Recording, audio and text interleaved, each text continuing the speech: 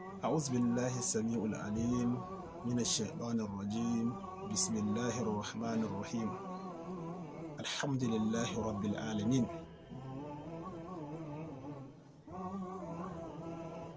السلام عليكم ورحمة الله وبركاته. Barkanmu da sake saduwa da ku a cikin wannan tasha tamu mai suna Allah Amin TV.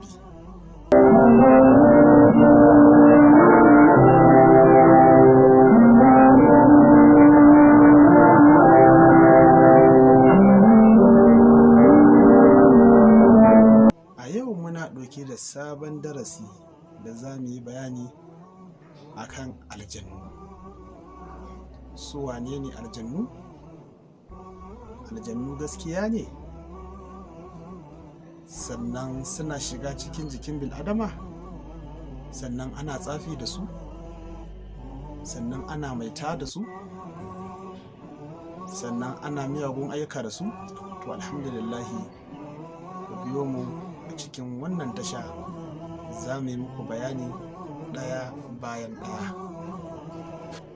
Amma idan baƙon shigowa ne a cikin wannan tasha tamu, ka danna mana alamar like, sannan ka danna mana alamar subscribe, sannan ka danna mana alamar ƙararrawa, domin idan mun yi wani sabon bidiyo za ka same shi kuma za ka ji abubuwan da za mu yi bayani a cikin wannan tasha tamu. To alhamdulillah, a yau muna ɗauke da sabon darasi akan aljannu. Idan mun ka ce aljannu, wani nau'i ne da Allahu subhanahu wa ta'ala ya halitta da shashe na wuta ko kuma daga halshen wuta. Allah ya yi bayanin aljannu a cikin alkur'ani a cikin ayoyi daban-daban. Hadisai sun zo mana da aljani nau'i-nau'i ne. Aljani akwai nau'i waɗanda suke macizai ne, sannan akwai nau'i waɗanda suke kunamu ne, sannan akwai nau'i waɗanda suke halittu ne yadda Allahu subhanahu wa ta'ala ya halicce su, kamar kurwa suke, ba a ganin su sannan kuma ba a taɓa su.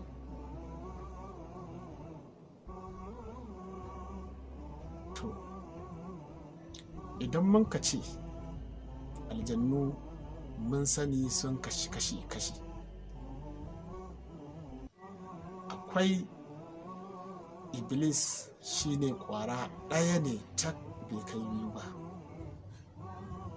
Sannan akwai shedanu aljannu, wayanda su ne sun fanɗare ma magana Allah subhanahu wa ta'ala.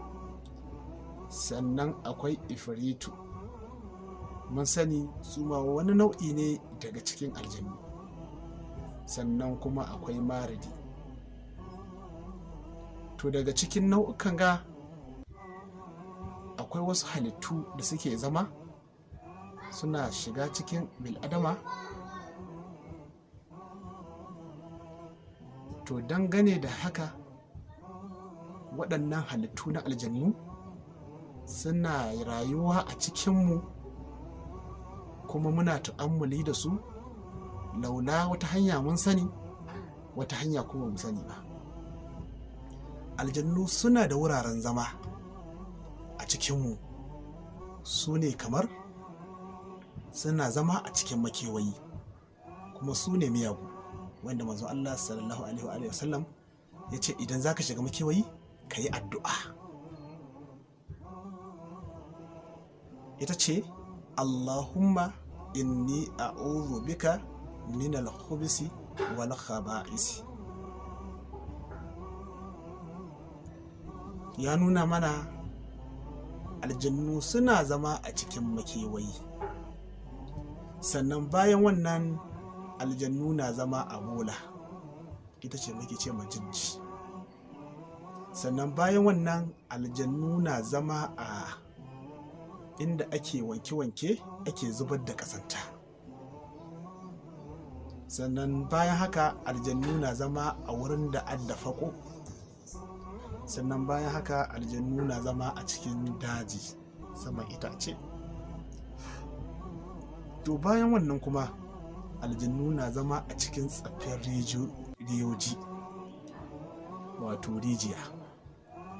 Wa'innan wurare ne da aljannu suke tasa rayuwa, amma suna zuwa cikinmu kuma mu yi ta'ammali da su. Kuma bayan haka aljannu na zama a saman tsauni, irin manyan duwatsu da manyan suri.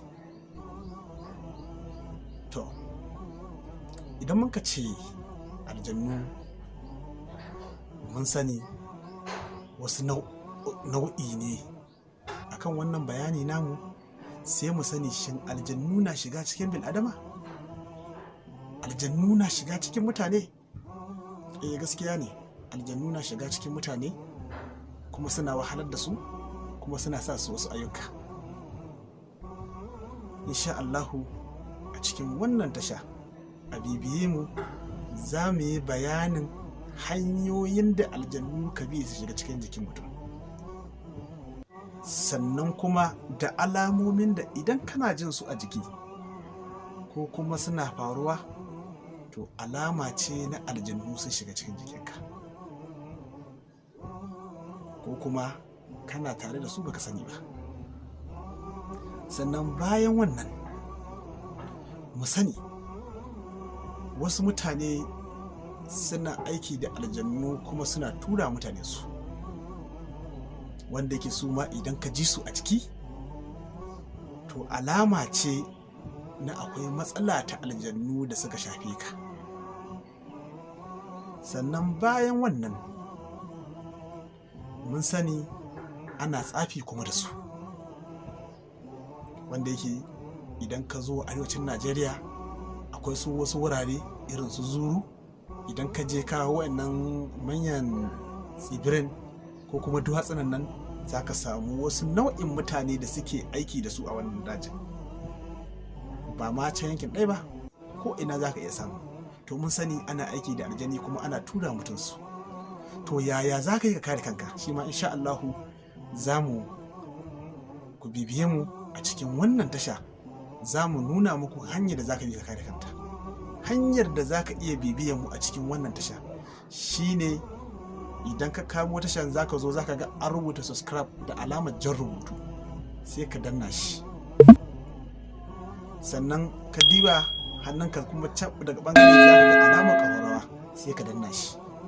Insha Allahu a nan gaba idan mun saki wani bayani akan matsalar aljannu, to za a tura ma za ka gane shi. Insha Allahu a haka ɗai bayan ɗai za mu biyo duk hanyar da za mu bi, mu nuna muku yadda za ku iya kare kanku daga waɗannan matsalar. To mun sani so da yawa za ka je asibiti dangance da matsala ta rashin lafiya, amma za a yi magani ya zama tura cewa abin nan bai yi ba.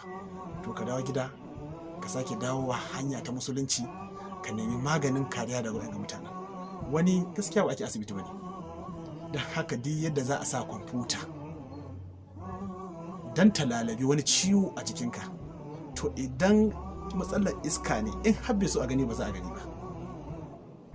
To sai ka dawo, sai mu bi hanya ta sunna da manzo Allah sallallahu alaihi wa sallam ya tabbatar mana, sai kuma ka samu saukin wannan ciwon.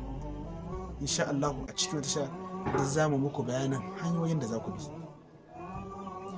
Bayan haka insha Allah a cikin wannan tasha za mu faɗa muku hanyoyin da za ku bi ku kare kanku daga waɗannan matsalar. A nan za mu dakata, sai shirinmu na gaba za mu fara yi muku bayani alamomin da mutum idan ya jiya a jiki, to sharrin iska ne. To bayan wannan akwai, mun sani ana cewa maita, wasu sun yarda da ita, wasu ba su yarda ba. To gaskiya ne maita, gaskiya ne wani saddabaru ne da mutane suka tsoro da shi, waɗanda suke kama koron mutum. Dan aljani ma kurwa ne, baka gani nai baka taba shi, dan haka baka ganin kurwarka baka taba ta. To ta wannan hanyar su karan kansu wayancan mutanen sun tsoro da hanyar da za su iya kama kurwarka har su canza ta su wani nau'i da ita. To mai ta gaskiya ne, sannan tsafi ma gaskiya ne. Mun sani akwai masu tsafe-tsafen, a yabi jinin mutum a yi tsafi da shi, a yabi jinin dabba a yi tsafi da shi, ya ta wasu hanyoyin da za a cuta ma ɗan adam. To don haka a bibiye mu a cikin wannan tasha, insha Allahu za mu nuna muku hanyoyin da za ku bi ku kare kanku da wayannan matsalolin.